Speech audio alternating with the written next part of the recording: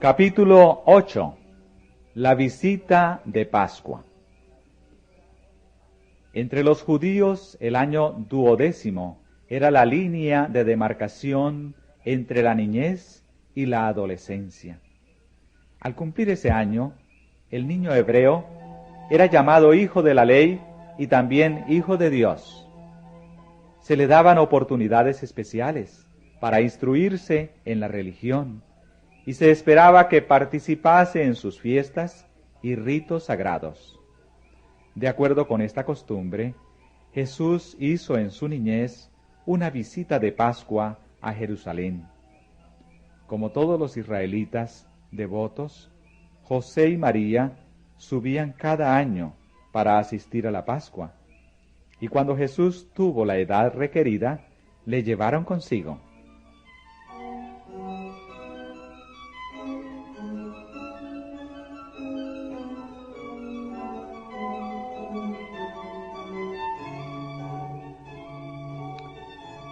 Había 3 fiestas anuales: la Pascua, Pentecostés y la fiesta de las cabañas, en las cuales todos los hombres de Israel debían presentarse delante del Señor en Jerusalén. De estas fiestas, la Pascua era la más concurrida. Acudían muchos de todos los países donde se hallaban dispersos los judíos. De todas partes de Palestina venían los adoradores en grandes multitudes. El viaje desde Galilea ocupaba varios días, y los viajeros se unían en grandes grupos para obtener compañía y protección. Las mujeres y los ancianos iban montados en bueyes o asnos en los lugares escabrosos del camino. Los hombres fuertes y los jóvenes viajaban a pie. El tiempo de la Pascua correspondía a fines de marzo o principios de abril, y todo el país era alegrado por las flores y el canto de los pájaros. A lo largo de todo el camino había lugares memorables en la historia de Israel, y los padres y las madres relataban a sus hijos las maravillas que Dios había hecho en favor de su pueblo en los siglos pasados. Amenizaban su viaje con cantos y música, y cuando por fin se vislumbraban las torres de Jerusalén, todas las voces cantaban la triunfante estrofa: En tus atrios descansarán nuestros pies, oh Jerusalén. Reine la paz dentro de tus muros, y la abundancia en tus palacios.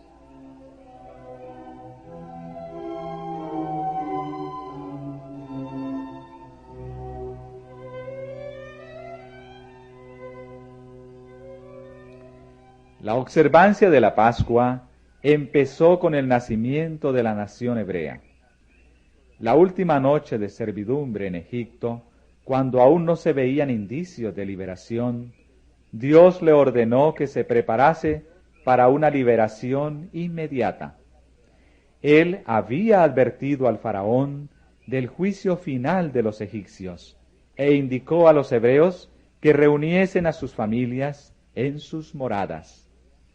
Habiendo asperjado los dinteles de sus puertas con la sangre del cordero inmolado, habían de comer el cordero asado, con pan sin levadura y hierbas amargas. Así habéis de comerlo, dijo, ceñidos vuestros lomos, vuestros zapatos en vuestros pies, y vuestro bordón en vuestra mano. Y lo comeréis apresuradamente, es la Pascua de Jehová. A la medianoche, todos los primogénitos de los egipcios perecieron. Entonces el rey envió a Israel el mensaje: Salid de en medio de mi pueblo, e id, servid a Jehová, como habéis dicho. Los hebreos salieron de Egipto como una nación independiente. El Señor había ordenado que la Pascua fuese observada anualmente, y dijo él: Cuando os dijeren vuestros hijos, ¿qué rito es este vuestro?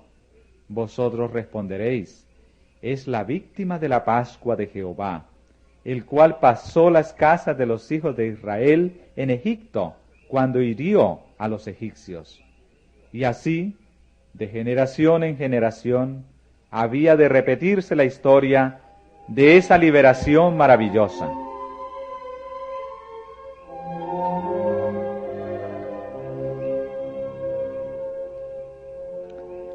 La Pascua iba seguida de los 7 días de panes ácimos. El segundo día de la fiesta se presentaba una gavilla de cebada delante del Señor como primicias de la mies del año. Todas las ceremonias de la fiesta eran figuras de la obra de Cristo.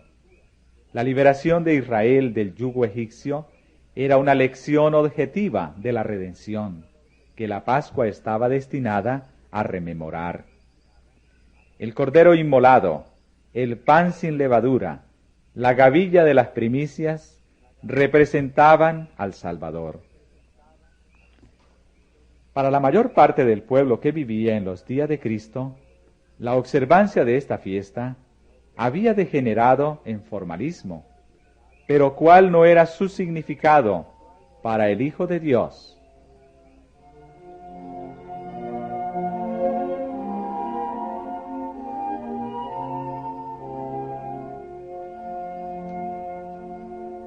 Por primera vez, el niño Jesús miraba el templo.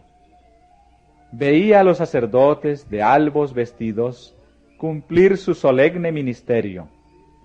Contemplaba la sangrante víctima sobre el altar del sacrificio. Juntamente con los adoradores se inclinaba en oración mientras que la nube de incienso ascendía delante de Dios. Presenciaba los impresionantes ritos del servicio pascual. Día tras día veía más claramente su significado.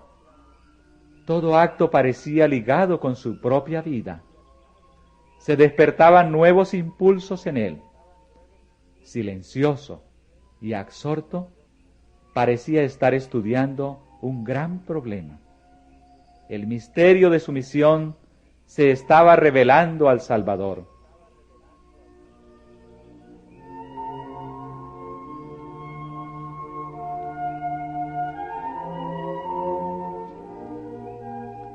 Arrobado en la contemplación de estas escenas, no permaneció al lado de sus padres. Buscó la soledad.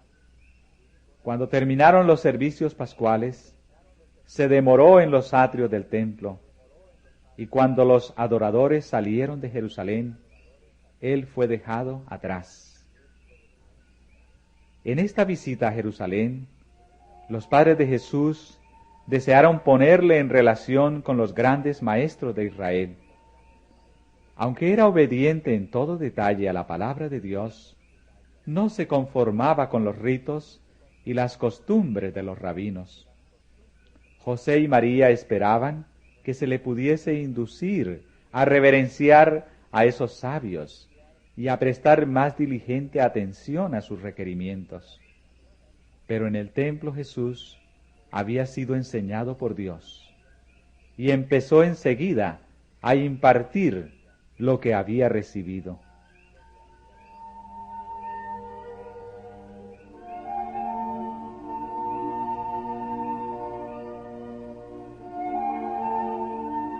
En aquel tiempo, una dependencia del templo servía de local para una escuela sagrada.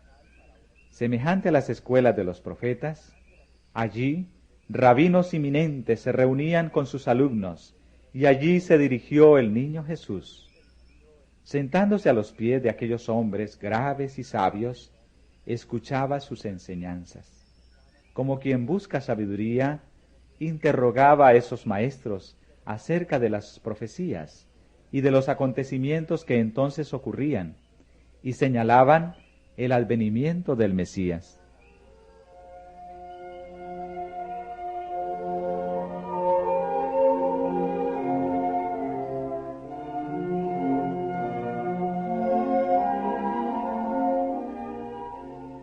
Jesús se presentó como quien tiene sed del conocimiento de Dios. Sus preguntas sugerían verdades profundas que habían quedado oscurecidas desde hacía mucho tiempo y que, sin embargo, eran vitales para la salvación de las almas.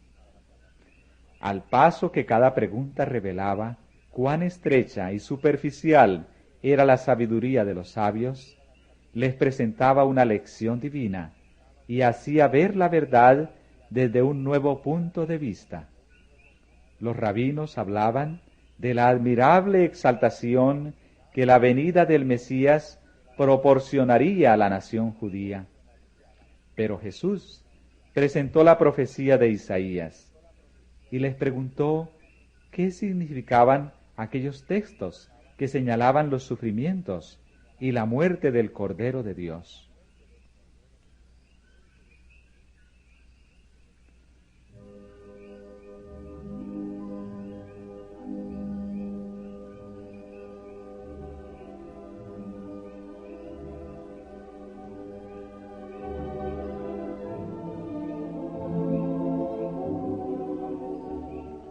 Los doctores le dirigieron preguntas y quedaron asombrados al oír sus respuestas.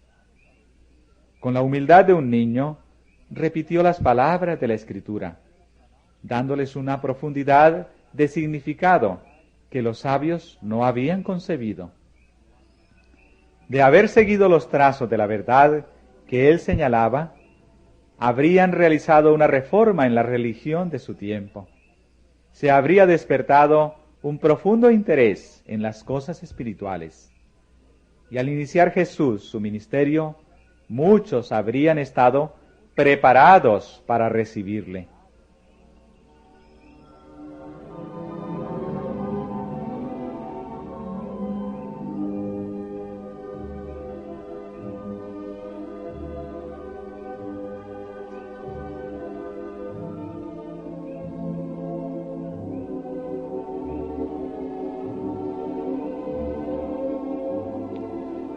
Los rabinos sabían que Jesús no había recibido instrucción en sus escuelas, y sin embargo, su comprensión de las profecías excedía en mucho a la suya.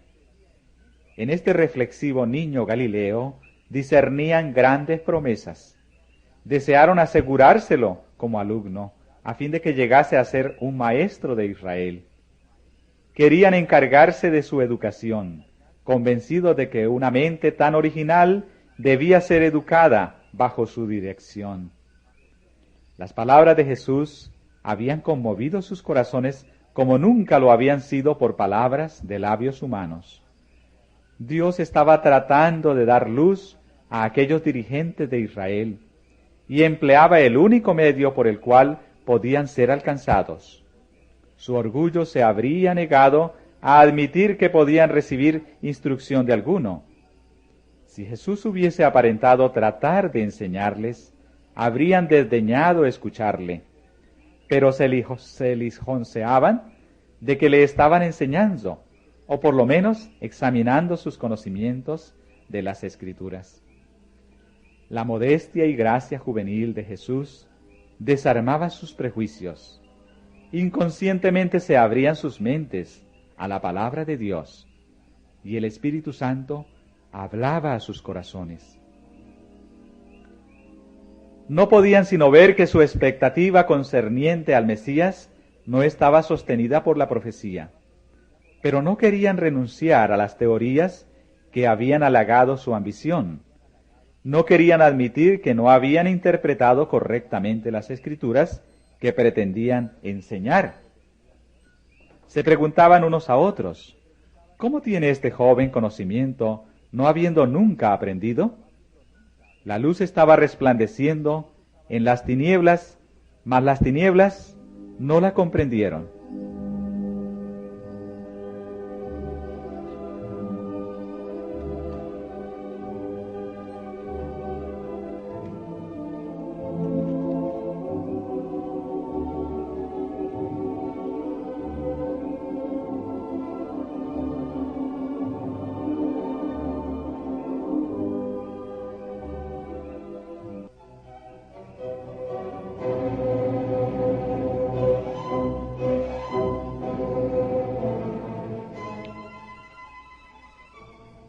Mientras tanto, José y María estaban en gran perplejidad y angustia. Al salir de Jerusalén, habían perdido de vista a Jesús y no sabían que se había quedado atrás. El país estaba entonces densamente poblado y las caravanas de Galilea eran muy grandes. Había mucha confusión al salir de la ciudad. Mientras viajaban, el placer de andar con amigos y conocidos absorbió su atención, y no notaron la ausencia de Jesús hasta que llegó la noche. Entonces, al detenerse para descansar, echaron de menos la mano servicial de su hijo. Suponiendo que estaría con el grupo que los acompañaba, no sintieron ansiedad. Aunque era joven, habían confiado implícitamente en él, esperando que cuando lo necesitasen, estaría listo para ayudarles, anticipándose a sus menesteres, como siempre lo había hecho. Pero ahora sus temores se despertaron. Le buscaron por toda la compañía, pero en vano. Estremeciéndose, recordaron cómo Herodes había tratado de destruirle en su infancia. Sombríos presentimientos llenaron sus corazones, y se hizo cada uno amargos reproches.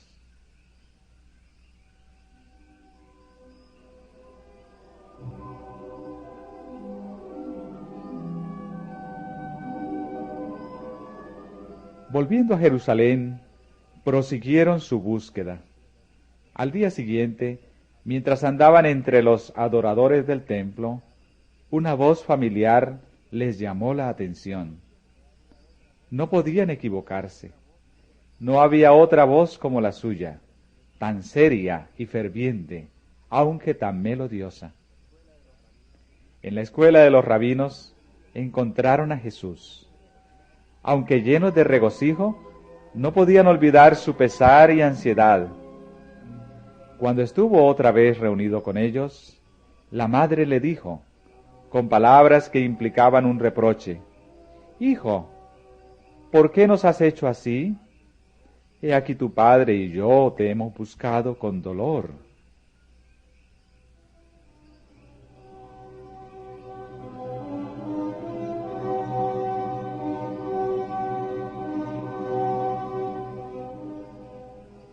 «¿Por qué me buscáis?», contestó Jesús.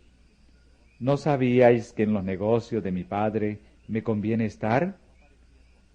Y como no parecían comprender sus palabras, él señaló hacia arriba. En su rostro había una luz que los admiraba. La divinidad fulguraba a través de la humanidad.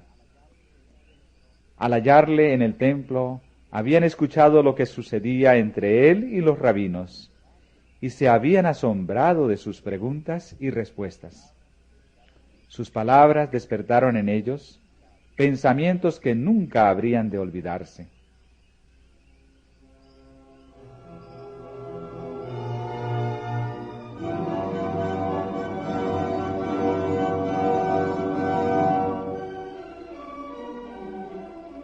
Y la pregunta que le dirigiera encerraba una lección.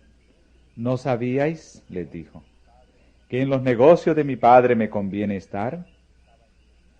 Jesús estaba empeñado en la obra que había venido a hacer en el mundo, pero José y María habían descuidado la suya. Dios les había conferido mucha honra al confiarles a su Hijo. Los santos ángeles habían dirigido los pasos de José a fin de conservar la vida de Jesús, pero durante un día entero habían perdido de vista a aquel que no debían haber olvidado un momento. Y al quedar aliviada su ansiedad, no se habían censurado a sí mismos, sino que le habían echado la culpa a él.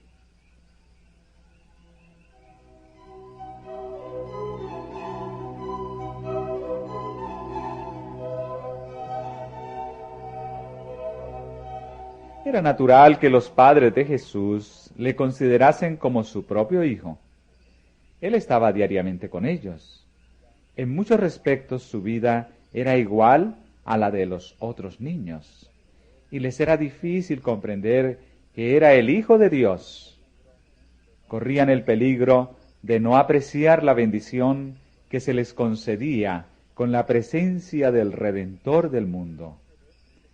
El pesar de verse separados de Él y el suave reproche que sus palabras implicaban estaban destinados a hacerles ver el carácter sagrado de su cometido.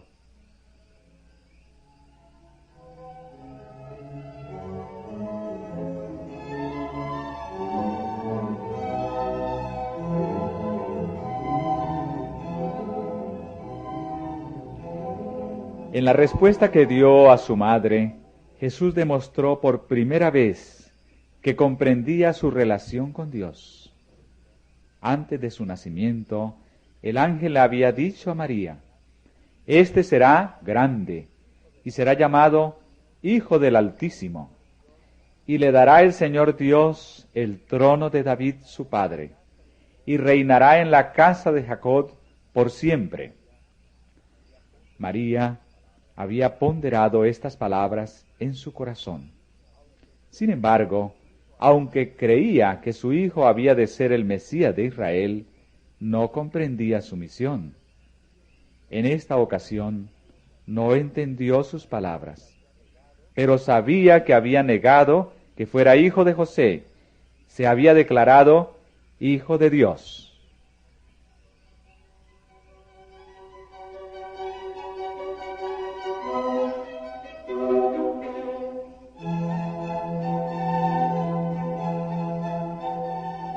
Jesús no ignoraba su relación con sus padres terrenales. Desde Jerusalén volvió a casa con ellos y les ayudó en su vida de trabajo.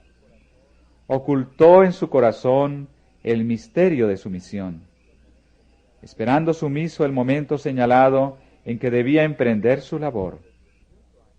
Durante 18 años después de haber aseverado ser hijo de Dios, reconoció el vínculo que le unía a la familia de Nazaret y cumplió los deberes de hijo, hermano, amigo y ciudadano.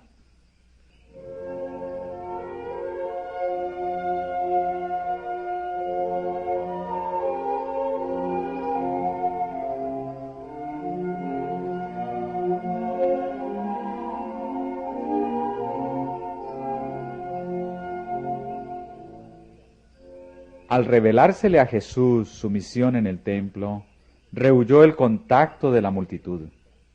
Deseaba volver tranquilamente de Jerusalén con aquellos que conocían el secreto de su vida. Mediante el servicio pascual, Dios estaba tratando de apartar a sus hijos de sus congojas mundanales y recordarles la obra admirable que Él realizara al librarlos de Egipto. Él deseaba que viesen en esta obra una promesa de la liberación del pecado. Así como la sangre del Cordero inmolado protegió los hogares de Israel, la sangre de Cristo había de salvar sus almas. Pero podían ser salvos por Cristo únicamente en la medida en que por la fe se apropiaban la vida de Él. No había virtud en el servicio simbólico, sino en la medida en que dirigía a los adoradores hacia Cristo como su Salvador personal. Dios deseaba que fuesen inducidos a estudiar y meditar con oración acerca de la misión de Cristo.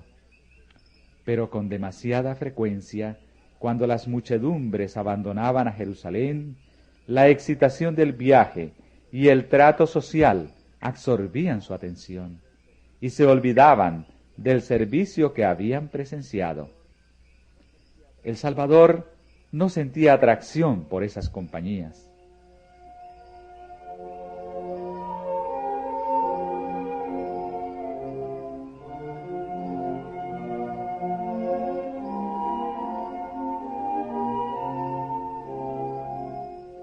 Jesús esperaba dirigir la atención de José y María a las profecías referentes a un Salvador que había de sufrir, mientras volviese solo con ellos de Jerusalén.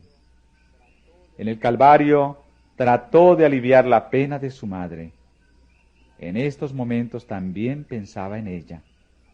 María había de presenciar su última agonía, y Jesús deseaba que ella comprendiese su misión, a fin de que fuese fortalecida para soportar la prueba cuando la espada atravesara su alma. Así como Jesús había estado separado de ella, y ella le había buscado con pesar 3 días, cuando fuese ofrecido por los pecados del mundo, lo volvería a perder 3 días. Y cuando saliese de la tumba, su pesar se volvería a tornar en gozo. Pero cuánto mejor habría soportado la angustia de su muerte si hubiese comprendido las Escrituras hacia las cuales trataba ahora de dirigir sus pensamientos.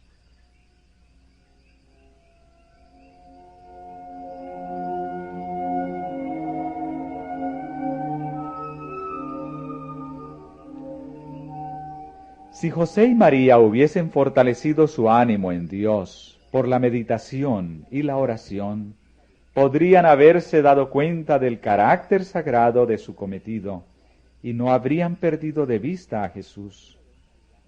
Por la negligencia de un día, perdieron de vista al Salvador. Pero el hallarle les costó 3 días de ansiosa búsqueda. Por la conversación ociosa, la maledicencia o el descuido de la oración, podemos en un día perder la presencia del Salvador y pueden requerirse muchos días de pesarosa búsqueda para hallarle y recobrar la paz que habíamos perdido. En nuestro trato mutuo debemos tener cuidado de no olvidar a Jesús, ni pasar por alto el hecho de que no está con nosotros. Cuando nos dejamos absorber por las cosas mundanales, de tal manera que no nos acordamos de aquel en quien se concentra nuestra esperanza de vida eterna, nos separamos de Jesús y de los ángeles celestiales. Estos seres santos no pueden permanecer donde no se desea la presencia del Salvador, ni se nota su ausencia. Esta es la razón por la cual existe con tanta frecuencia el desaliento entre los que profesan seguir a Cristo.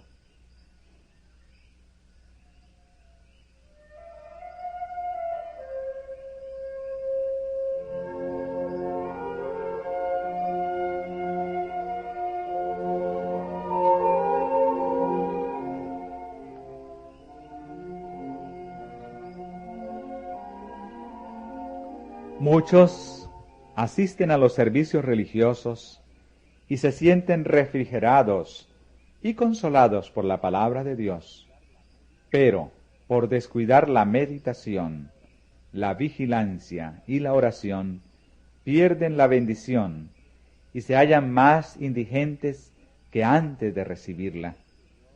Con frecuencia les parece que Dios los ha tratado duramente. No ven que ellos tienen la culpa. Al separarse de Jesús, se han privado de la luz de su presencia. Sería bueno que cada día dedicásemos 1 hora de reflexión a la contemplación de la vida de Cristo. Debiéramos tomarla punto por punto y dejar que la imaginación se posesione de cada escena, especialmente de las finales. Y mientras nos espaciamos así en su gran sacrificio por nosotros, nuestra confianza en Él será más constante, se reavivará nuestro amor y quedaremos más imbuidos de su Espíritu. Si queremos ser salvos al fin, debemos aprender la lección de penitencia y humillación al pie de la cruz.